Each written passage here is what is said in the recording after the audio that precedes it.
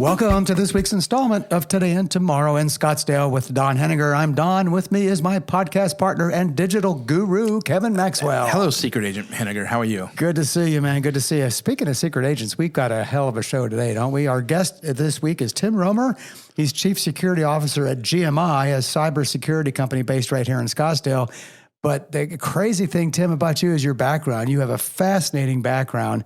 After 18 years of government service, Tim joined the private sector to focus on providing solutions to government in order to better protect our society from physical and cyber threats. But here's the cool thing, I think, in terms of your background. You served 10 years working at the CIA, including 2 years assigned to the White House Situation Room, where you provided national security updates to the president, the vice president, the National Security Council, I guess anybody else who would listen as well, right? But Tim, what a background. Welcome. Glad to have you here today. Thank you so much. Great to be here.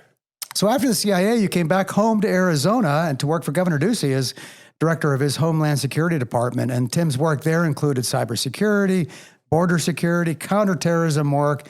He also co-chaired the Arizona-Mexico Commission Security Committee and was on the Arizona Human Trafficking Council. Kevin, we got to get a longer resume list for this. This may be a long show, but the business card was really long. Yeah, you got about 16 of them, right? Exactly right. So there's a heck of a lot to talk about here, but let's just do a little bit of background check on you first, because you're a Scottsdale native, right? Yeah, absolutely. So I'm an Arizona guy, born and raised. Born in Tucson, moved up to the North Scottsdale area when I was 6 years old, so like right before I started kindergarten. And this was like, when the Kierland area was just dirt. I mean, 64th Street to Scottsdale Road on Greenway was not pushed through yet. Right. And so we watched that entire area get built up. And I'm a really proud Husky. Horizon High School is really good to me. I learned a lot of valuable lessons at Horizon and athletically, great experiences. Very passionate about my community. And that transfers over to today as well, working for a company that is based not far from where I grew up. That's right. And we're passionate about protecting those within our community and then growing that nationally and internationally. But it starts at home. At Horizon, you were a quarterback too, right? Yeah, quarterback and a pitcher. Yeah. And ended up taking a football scholarship to NAU. Right. Played there my freshman year, but a lot of concussions, a lot of whiplash. And so I transferred, I should say, over to Arizona State University, where I had a lot of friends at, and it was a good fit. And really, had a great time there. Sounds like the Lumberjacks offensive line wasn't doing a good job for you. Yeah. Speaking of protecting people. Yeah, exactly, right? I do use a lot of sports metaphors, and the first one that I always go to is cybersecurity. People overcomplicate it all the time, and I always tell them it's really just about blocking and tackling. That goes right back to your roots, doesn't it? Yeah, it does. Yeah. So how did you transition went to ASU, and then your first job was with the CIA? Yeah, I know. It really is fascinating. I'm really blessed and fortunate, and I've told a lot of people this, but it's truly about capitalizing on opportunities and timelines. And for me, I'm 20 years old. I walk into ASU Student Union, and I'm only in there for extra credit in one of my classes. Because at the time when hard copies were a real thing, one of our professors said, hey, go to the Student Union, go to the job fair, bring back like 5 pamphlets, and I'll give you like 5 points of extra credit. So I start walking around. There's a CIA booth. And I'm thinking, wow, this looks really cool. I'm 20 years old. My grandpa was a career FBI agent, one of the most decorated FBI agents in history, took down the Chicago mob. Is that right? Yeah. And so I know it could be a totally separate podcast. Hang on to that thought. Yeah, right. So the point is that I knew that I was passionate about that type of work. And this is 2 years after 9/11. And so I thought, what the heck? I went up and I struck up a conversation, networked with the young man who was there on a recruiting trip. And the rest is kind of history. I applied. I asked for it. I took a chance, and then I just couldn't quit, because once you go down that path and you apply, the next thing you know, you're in a nondescript government building in Tysons Corner, Virginia, taking a 5-hour polygraph. Right. And I remember thinking, man, if I don't get this job, every job I interview for the rest of my life is going to be easy compared to this. Right. Well, what was it like being interviewed for that first job by the CIA? What was the interview process like? It literally started with phone interviews. And then, as I mentioned, it moves into your psychological evaluation, lifestyle polygraph. Lifestyle means everything you've ever done in your life. This is not like, applying for a local police department, which, of course, I mean, no disrespect to that, but you're talking the highest levels of classified information. They want to know everything about your life. To be really honest, I was 20 years old. I was so young and naive that I think I aced everything, and I went through it so quickly because I didn't really know like to be nervous. It hasn't resonated at the time. You're 20 years old. I'm like, this is great. They paid me a per diem to go to Washington, D.C. for a couple of days. I had a free vacation. Living on top of the world. Yeah, exactly. Do you think, Tim, you think you're young enough that you hadn't made a lot of mistakes yet that might have tripped up other young people? It wasn't a lot in the closet, Yeah, right. Yeah. That's a great point. I'm sure my college roommates would disagree, but I do agree with you. I do. I think you're so young, and I think to be really deep for a second, I think it actually saved me from getting into trouble when I was in college because I got this top secret security clearance when I was 20 years old. So I go to CIA and I work a summer, and then I come back for my junior year, and I'm like, man, I better be really good. I better stay extra clean now. So I think the timing was just critically important. 10 years there. Yeah. What did you do? So started off in a support role. The way that we put this is it takes a lot of people at headquarters, a lot of brave men and women at CIA headquarters to support the warfighters overseas. And this was a heavy buildup after 9/11. So the federal government, especially the national security and intelligence community, was growing rapidly. But it takes an army to support those people overseas. So when people hear CIA, they think immediately, oh, you were a spy. And no, I wasn't like a case officer is the real term for it. But it takes a village to support each case officer overseas and each asset. And so I started off supporting those roles from headquarters, found my way into congressional affairs. It was an amazing opportunity because we didn't have a good relationship with Congress. Many people will remember that time as 9/11 Commission report came down very, very strong on the agency for failures. Weapons of Mass Destruction Committee and the failures of Iraq. There were the waterboarding issue, enhanced interrogation techniques. We were getting a hard time. So let's take those three things right there. We didn't have a good relationship with Congress. At the time, they said, let's recruit a younger generation of CIA employees, CIA officers and analysts internally, because the Hill is full of young staffers. And it was brilliant because I got to go work for congressional affairs and got to start going to Capitol Hill and supporting our congressional briefings. And because I was younger, it helped me bond with the staffs of the congressional members. That makes a lot of sense. And it was great. And then I found my way into the White House Situation Room. When I say found my way, it's just that I realized that there was a vacancy internal to apply for one of the positions that staffs the President's Operations Center, which is the White House Situation Room. And the White House Situation Room was created in 1961 after the Bay of Pigs disaster by JFK, because President Kennedy thought the Pentagon was withholding information. So he created his own operations center. And I got one of those jobs. I spent 2 years from 2012 to 2014 staffing the President's Operations Center in the West Wing. And that was my 10 years at CIA. And they were sending me back to headquarters coming out of that assignment. And I was back here in beautiful Scottsdale, Arizona, hanging out at Zips Sports Grill in Kierland. I mean, just like, a normal guy, of course. From the White House Situation to Zips. Yeah, exactly. And I'm hanging out with my buddies, and they said, wait, do you really want to move home to Arizona? And I said, absolutely. And no exaggeration, a friend of mine said, well, I know who you should meet. You should meet the next governor of Arizona. It's going to be Doug Ducey. And talk about timing and opportunity. You jump at that, you go. And I met with Governor Ducey before he was elected and fortunately forged a bond and a relationship and impressed him and never looked back from there. He provided so many opportunities for me that I'm sure we'll talk about more, but that's how I got back to Arizona. Was literally, from a vacation opportunity and talking and asking for things and then moving home to work on these issues that I'm really passionate about. That must have been a heck of an offer for you to come. One, you're coming back home, so I can see that. But to leave the CIA to come back to work for Ducey and the Department of Homeland Security, that must have been a pretty attractive offer to make you make that kind of move, right? It was incredible because as much as I loved CIA's mission, of course, I think what really opened up my eyes at that time in the 2000s was there were pressing issues happening in our own backyard that needed attention.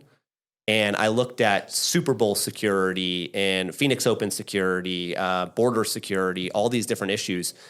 And I realized my first week on the job in Arizona that national security and homeland security are a lot more local than we ever give them credit for. Your typical citizen out here in beautiful Scottsdale is thinking, oh, we probably have these big three-letter acronym agencies, the CIAs, the FBIs, the NSAs to protect us. We have Phoenix PD, Scottsdale PD, Maricopa County Sheriff's Office. Those are your first line of defense. That's really who you need to be investing in. And I learned that quickly when I came home. We got bits and pieces of Kevin with that when we had Chief Walther on. Remember, he was talking a little bit about. We've had a couple of high-level police officers on talking He's about a great security. Chief. Huge fan. Isn't he good? Yeah. And some of his Andrew assistant chiefs. Parent was on talking about human trafficking. Yep. Oh, good. Yep. Yeah. that's an important issue that's happening in our society. Big time. And people are turning kind of a blind eye because they just don't know. I know. It's force, fraud, and coercion. Yeah. People think of human trafficking as human smuggling, but it's not. It's being forced into that sex trafficking trade. And it's a disgusting, horrific crime that's taking place. It's nice to see the word getting out and to have great law enforcement partnerships in a community that's recognizing this and tackling it. It's one of those things we don't like to talk about, particularly here in Scottsdale, where it is a problem with all the tourism and all the people that come here. And it's been, the big events that come to town, the Super Bowls. So you were in that role for at least one Super Bowl, right? Yeah, two actually. It's really fascinating. So the Super Bowl, the years always blur, but as sports fans, what we always remember is who played, right? Yep. So yep, we do. Yeah, Seahawks Patriots Super Bowl. Right. That must have been 2015, I think. Yeah. Where they didn't hand the ball off to Marshawn Lynch. Yeah, they threw this. Yeah, exactly. That Super Bowl was like my second week on the job as the deputy director of the Arizona Department of Homeland Security. So you talk about like, holy cow. Yeah. This is like drinking out of a fire hose, quite literally. And then right as I left office, we had prepared for last year's Super Bowl. Okay. I guess technically 2 seasons ago because it was in Vegas. Technically it's last season. Right. But so it's really like came into the job with a Super Bowl, left with a Super Bowl. Yeah. Well, most of the work with the Super Bowl is, people don't know this, it's years in advance planning for it, right? Yeah. Getting all the agencies together and figuring out how to protect us from one of the world's most highly visible events. It's pretty amazing. It's 1 year out, exactly 1 year you convene. We convened at State Farm Stadium, and it's like 30 or more public safety agencies all coming together and sharing information and coming up with your plan. And I think the biggest thing for people to understand what changed between those 2 Super Bowls big time, the biggest change in national security was cybersecurity. Yeah. Cybersecurity went from barely being like a topic of conversation at that 8 years before.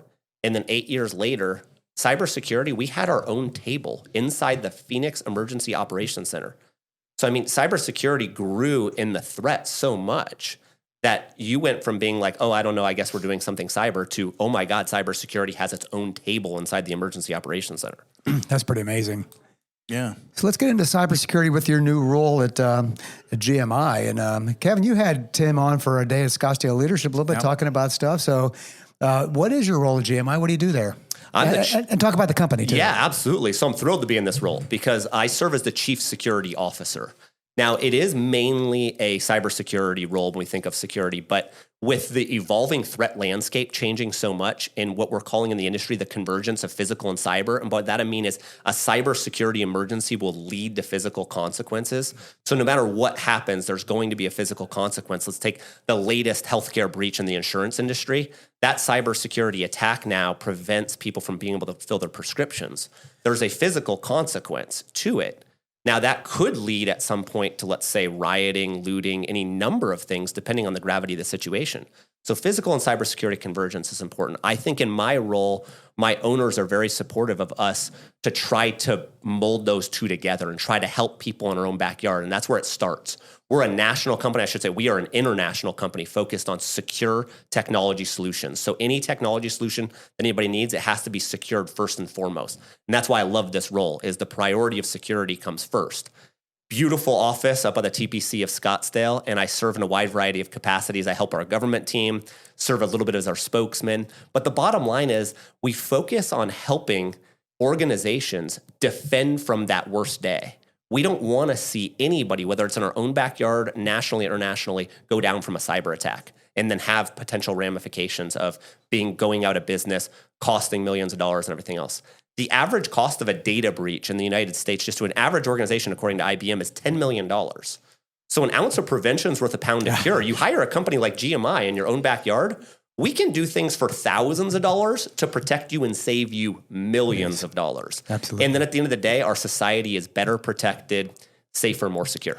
How did the company get founded? Who started the company? And give us a little background on the company. So our owners, Simmer Mayo and Vicky Mayo, incredible Arizona people, really giving back to the community. What I love so much about this role, as well as the philanthropic work that we get to do. They just had me fill a table at Make-A-Wish Ball. We do a lot of events like that, giving back to our own community, but they created an IT agency. So think about call centers, general IT support, your desktop support, the things, the laptops, the phones, and all that. And they were brilliant entrepreneurs because as time has gone on, they realized that within the technology industry, you don't just need general IT support. You need these sophisticated AI type technology support. You need cybersecurity support. And now it's about services. Now it's about, let's not just sell you a product. Let's not just sell you hardware. Let's provide the services to help you with that hardware. Make sure it runs properly, that it's secure, that you can save money in a wide variety of other roles by having one company do it all. Makes sense. How'd you hook up with them? So actually through Governor Ducey, I met a lot of people in the state of Arizona. It was an amazing role to serve in that capacity. I came across them and I was so impressed by them as human beings. And that's really important to me because even when it comes to cybersecurity, people think it's this highly sophisticated, attacks out there. Well, guess what? Over 90% of cyber attacks are human error caused. It's like somebody clicking on a phishing, email. So the human aspect of everything we do in life is so important. Again, worked at CIA, that's primarily a human intelligence agency. To me, whenever you're going to work with somebody, it's the human being behind it that's more important. And I was so impressed by them, the way that they handled things in their own community, that when they provided me an opportunity to go to work for them, I knew the answer was yes, because I believed in what they were doing, what they were building, and the fact that I knew I'd be going to work for somebody. After 18 years in government, now I'm going to the private sector. I want to focus on providing solutions to organizations, not just government challenges and across the board, but you want to work for somebody that cares passionately about doing the right thing and why. It's like the Simon Sinek, start with why. Right. Why are you doing this? Why are you in this industry? Oh, to protect organizations from that worst day. Okay, that's what I want to be part of. Perfect, yeah. Can I tell a quick story about Tim? I've known Tim for 20 years. He's a great guy. Yeah. So just real quick, when I did my Scottsdale Leadership Technology Day a couple months ago, which was tremendously successful, and Tim was speaking, I was thinking about him, but I couldn't remember his name because I heard him speak at a Chamber of Commerce event 4 or 5 years before, and I just remember how impactful and what a great talk that was, but I didn't remember his name. So I started to throw a bunch of lines out, and I reached out to Simmer and said, hey, do you know somebody who can come talk about cybersecurity at Scottsdale Technology Day? And he goes, well, we just hired Tim Roemer. And I'm like, that's the guy I've been looking for. Yes, I've been looking for him. And it was just so cool that the stars aligned. We got to be able to get Tim. So great story. Yeah. Kevin, you're knee deep in this space, or neck deep in this space. Yeah. What kind of things are you thinking about that you want to hear from Tim? Yeah, well, okay, here's what I want to ask him, because we talked about this a little bit before we started, because this is so topical right now. I listen to a lot of technology podcasts. I work with State Farm as a technology analyst, dealing with AI, lots of AI stuff right now. But TikTok is on the news a lot lately right now, and I think you have a little opinion. I know you're on the news recently talking about TikTok, and I want to get your perspective on that. But real quick, what's really interesting is my views on this are beginning to change. I listened to a podcast last Friday, Hard Fork. You probably listen to Hard Fork or are familiar with it. I thought for sure both those guys were going to come and say, I'm against a TikTok ban. Both of them came out and said they were for a TikTok ban. That was surprising to me. And they started to change my mind, starting to get me on the other side. Okay, so here we go, Tim. What's your... Politics or policy? Yeah. Yeah. Well, the best way to put this is that from a policy perspective, from a national security policy perspective, the facts are overwhelming that, this ban should take place. And let me just give you a couple examples. Number one, let's take Arizona, for example. Leaders in Arizona have already banned TikTok on government devices from taking place. That's something the federal government has done as well. Where do you see in other areas in other industries where the federal government and local government are actually in agreement on doing anything, right? Good point. And then the federal government in Congress right now, the House of Representatives, they voted almost unanimously. So this huge vote to ban TikTok. Look, nothing against our federal government. Our federal government has not been able to put together a funding package to fund our government in quite some time, for more than what seems like a few weeks at a time. Yet they're coming together and they're receiving briefings and facts from national security agencies, and then they're voting overwhelmingly to do something. To me, just the fact is that they, and this is based on my career as well from being in those rooms, whatever they're being told is overwhelmingly in favor of doing something to get TikTok, out of our environment. So quick story. So I like to tell a story when it comes to an issue.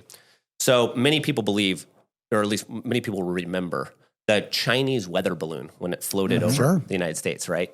Well, the irony was that there was overwhelming support of people who didn't want that weather balloon over the United States. But the irony comes in because people were videotaping it and posting it to TikTok and saying, we don't want this over US soil. But the consumer, what they don't understand is they just invited the Chinese government onto their personal device and into their homes. But they don't know it. They don't realize that when it comes to technologies, that there's the potential for the back doors once you download that application. Yeah. What data is it collecting on you and how it's being used? And lastly, I'll just close with really the most important point here is that China's still a communist government, despite talking about capitalism and their economy and things like that.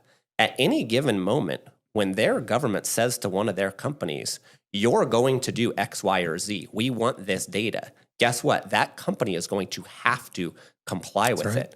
So in the totality of the circumstance, you're looking at a situation where the obvious answer and the evidence is that any of that data can go directly to the Chinese government. That's the biggest concern. And that doesn't even take into account what type of content is there, how it's utilized in China versus the United States, public safety concerns with kids, how slow it is sometimes for the data to come off. And then, sorry, but their CEO gave congressional testimony last year that really did a disservice to them because I think more people came out of that, Republicans and Democrats, going for a ban of TikTok as opposed to the other way around because of the facts. Yeah. That's scary when you think about the things we don't know. Right. And then politics gets into the mix, and all of a sudden now the whole issue gets cloudy for everybody, right? Yeah. And the only thing I would say about that is, I mean, I understand. I'm starting to understand more of the national security implications. Because my thing was, hey, if they want to see me playing with my dog, no big deal. But I know it's more farther reaching that. But my point is that there are a lot of Chinese apps on people's that are Chinese-owned apps on people's phone already right now, e-commerce apps and things like that. It seems to me like TikTok is an easy target for some reason, and I think that's leading partly to the overwhelming decision. Yeah, I mean, look, and I gave an interview to Fox 10, just aired this weekend, and I applaud, a lot of the news stations. I applaud you all for having these conversations. This is exactly the type of dialogue that has to take place. It's the beautiful thing about America because we can have this, freedom of speech. We need to have this type of debate on these important issues. You bring up a good point, though, and the way I would characterize this is like there will be real-world ramifications for whatever is done, banning it versus not banning it, because it sets a precedent. And then in what other capacities is that important in? So that's why I think what's taking place in the Congress is much needed. And I think the Senate is going to take a really strong look at all of those implications in the totality of the circumstance. Makes sense. So you think there could be other apps in the future that might be able to ban as well? I think, it's, again, I do a lot of sports metaphors, so I apologize to any listeners out there, but let's just take college sports and these name, image, and likeness, the NIL deals, which are allowing athletes to get paid. It starts with one issue, right? Like you could ban one application where the Supreme Court says, hey, you can't use name, image, and likeness. But then it leads down a path of so many different areas of, okay, well, what now? What about video games? What about this? What about that? If you ban one application, there 100% then has to be a conversation going into so many different areas. Those are the types of conversations that need to take place now. Interesting. Can I ask another question? Go ahead, man. Go ahead. I was going to ask a question about GMI now, also because I'm sure you guys are working in this field, but it seems like a couple of years ago there was a lot of news about municipalities that had been hijacked for ransomware and things like that. I don't know why. Maybe there's other things that are more pressing, but it seems like that's died down a little bit. But are you working with municipalities as well? Absolutely. So coming from 18 years in government, one of my most important roles with GMI is to work on the government side. Because what I saw, especially in my last role, having led cybersecurity and led the Department of Homeland Security for the state of Arizona, is that it was happening a lot more than people realized it, where these smaller municipalities were getting hit. We're talking school districts, small counties, small cities. They were getting hit, and the first thing they would say to us when they asked for help was, why me? Why us? We're just little old so-and-so. And we'd say, that's exactly why. Because the hackers and the criminals out there know that you're vulnerable. They know that you haven't taken proactive measures. They know they can make money quickly on you. It's time on target. So what we say in the industry is raise the cost to the hacker. Our role at GMI is to raise the cost to the hacker for any of our clients. Lock the front doors, lock the windows, make sure that you're secure, make that hacker and that criminal move on to a different target. So it's happening at the municipality level for sure. It's because they don't have the resource. And the great thing Governor Ducey did this, the first governor in the country, gave a cyber readiness program, basically a grant program to locals to give them enterprise cybersecurity control solutions. So all your different types of things, your advanced endpoint protections, your cybersecurity awareness training courses, all that, boring stuff that's out there, that technical stuff, to locals so that they could protect themselves. And it's saving local jurisdictions around the country. And so, but we need more private sector solutions. We need more private sector companies. The great thing about GMI, we're a local company. So important things when it comes to security operations centers, being U.S. backed, like being in the U.S., not being overseas, because we want U.S. data staying within the United States, especially government data. We have a security operations center based in Scottsdale, Arizona. So especially if you're a municipality, you're a local company in Scottsdale, it's great to know who's taking care of you in your own backyard. And then nationally, it's good to know that organization is in the United States. Makes sense.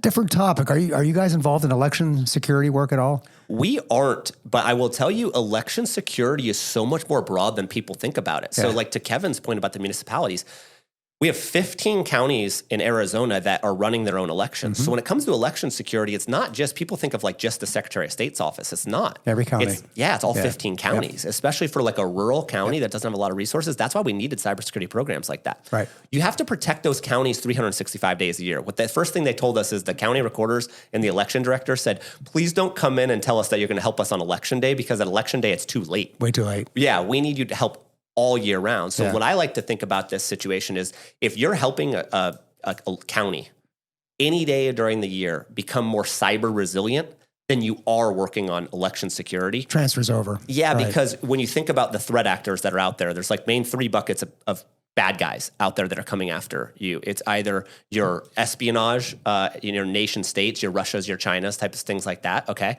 You've got criminals, the criminal groups are your ransomware, and then you have hacktivists. Hacktivists are the anonymous of the world, the people that, just like an activist, but doing it for political purposes, hacking online. Okay, but when it comes to election security, the biggest threat right there is nation states. A nation state is going to want to go after a local government during the year and stay there and wait for the right opportunity. Just wait. That's right, hiding. Yep. That's the scariest part. But their main goal is to really take away our integrity of our democracy, is to disrupt that. That's the stuff I'm working on with the Carter Center right now. It's the job I got working for them. It's all about election protection and saving our democracy and ensuring safe and fair and secure elections. And we have got a really interesting year ahead for sure. So we're going to need as much protection as we can for all these counties as we look at Arizona. I think what's really important is for all of us. I've told members of the media this as well. It's like, protect your social media accounts. Make sure two-factor authentication is turned on, because when they're trying to disrupt the integrity of our democracy, they don't need to change a vote. They just need to change the appearance that they can change a vote. So they could go after, let's say, a reporter who's reporting on the election results. If they change that, the common person now, the information they're getting is not the right results. None of the votes change, just the reporting of the vote. So you didn't have to change anything. But that spreads distrust. Yeah. That's the scary part. And they know that. Yep. And misinformation and disinformation just goes crazy, and all of a sudden you've got a system that people just don't rely on and trust anymore. Yeah, absolutely. That's a scary thought. That's democracy right there. It is. I'm honored to serve on the McCain Institute's task force to defeat disinformation and misinformation out of ASU's DC campus, and we're actually about to come out with our list of recommendations here in March. Yeah, I've got a full day meeting at the McCain Institute at ASU, I think in 2 weeks. Oh, great. That we're going to be going to. Such an amazing organization. So impressed. Yeah, fantastic. Ken, but this has been amazing. Yeah. Do you have other questions for Tim before we kind of wrap? I do, but for our audience, we keep this to a 30-minute show. Yeah, I know. We could go for 3 hours. Every time I talk to Tim, it's always like, trying to weigh the asking more questions versus the brevity of time. But no, great conversation today. Oh, great conversation, because we've got a great guest. And Tim, I don't know how much we can thank you for not only all the years that you had in government service, but for now all the work you're doing behind the scenes to keep companies and people and agencies and institutions safe around our city and around the world. I mean, it's amazing work. I wish you didn't have to do it, but I sure am glad you are. Well, very kind of you to say. Keep up the good work to you all as well. Spreading the word out there on this is like half the battle. Yeah. So greatly appreciate what you all do as well. Absolutely. And thanks to all of you for listening today. We'll see you next time for another episode of Today and Tomorrow in Scottsdale.